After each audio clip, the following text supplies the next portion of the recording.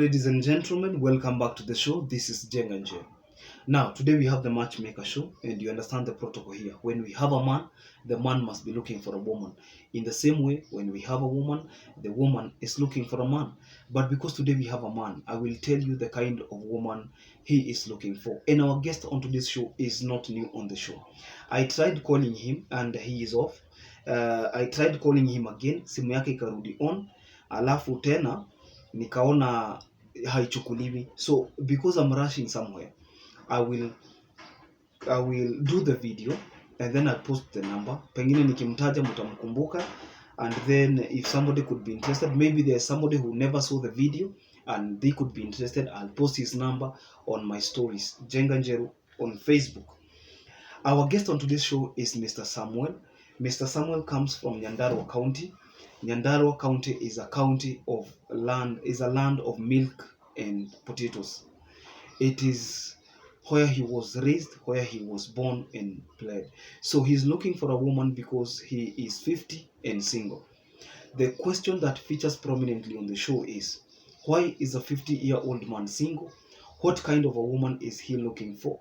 Why is he single at 50? And why has he not found so far? And how long has he been single? Those are some of the questions that feature importantly on the show. Mr. Samuel is a divorced man from the year 2017. In fact, the last time he was on the show, he told us that his 21-year-old marriage drained because, one, the wife became a con artist in the sense that she could borrow money from chamas, alafu collateral ni vitu za nyumba. You see, a family is made up of father, mother, and children, or guardians and children, or children and guardian, whatever, depending on how many parents. There are single mothers, single fathers, and whatnot, or even step parents. So when people have known that you have been married so and so for many years, they think that even when you go to borrow, you have their consent, you have your partner's consent. Wife yake became a con artist and she could borrow money. Akishindwa kulipa, mbuzi zinakujiwa. Akishindwa kulipa, ng'ombe inakujiwa. Akishindwa kulipa, maybe gari inakujiwa. You could be auctioned because she is borrowing for no reason. There are women whose chamas are like gambling. Gambling is not a vice that affects men alone. It affects women in equal measure, just like drugs. Okay? Now, it happened that they divorced because that marriage was dead on arrival. Dead on arrival in the sense that when you become a con in that relationship, the partner will be looking for an exit strategy. And unfortunately, it went to a point that she started cheating. By the way, cons and cheaters are walk in handy. That is the playbook of every criminal, either a cheater or a con. Okay? If you see a con, you're about to see a cheater. And the converse is most likely to be true. Now, the wife, according to him, we did not have the wife on the show to give us her side of the story. Niliwaambia mtu akikuja na story yake, we only investigate where we can. Otherwise, mtu akikwambia hata aligongo na mlango ya nduthi na unajua nduthi haina mlango, hiyo story ni yake. Okay? One can decide. There are people who tell us what happened. There are people who say let bygones be bygones. It's okay. That is not important. What is important is the man legally single. Is that man able to take care of a family? Has he decided to move on? Because again, you do not have the right. You have the right to get married, but you don't have the right to abuse somebody. Yes, women have a right to get married, but they don't have a right to terrorize their men. And the converse is true. The man have a right to get married, but he does not have a right to terrorize the wife. Does he? No, he doesn't.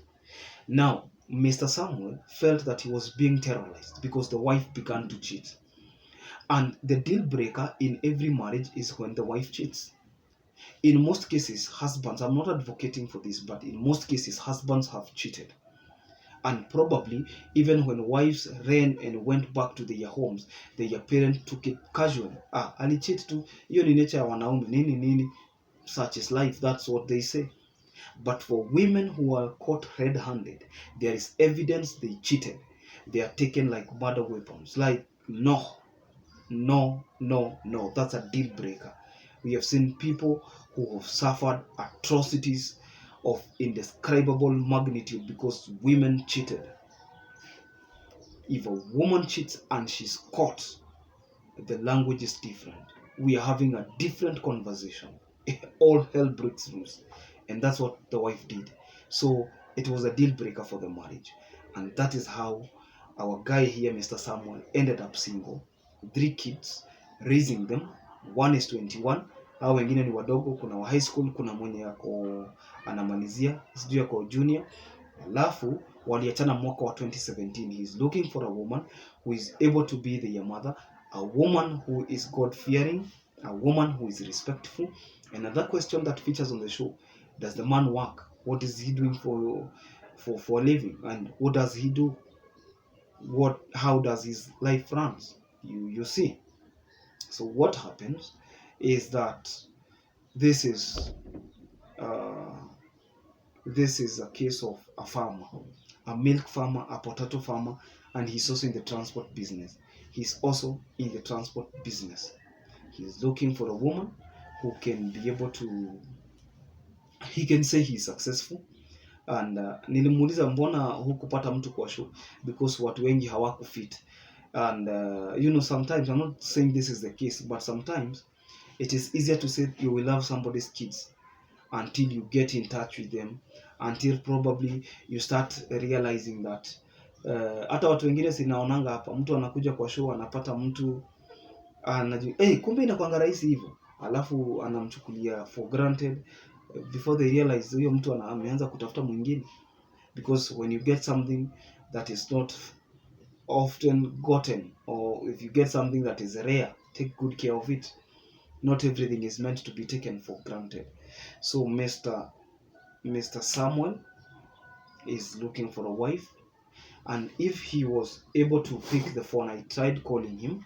If he was able to pick, we would have discussed. But because we discussed last time, then I have done it for him. So I will post his phone number there, his WhatsApp number there, and if you could be interested, get in touch. If you want to go to Nyandarua, alisema ni engineer, because kumbuki akisema Ukarau, alisema ni engineer something. Yeah.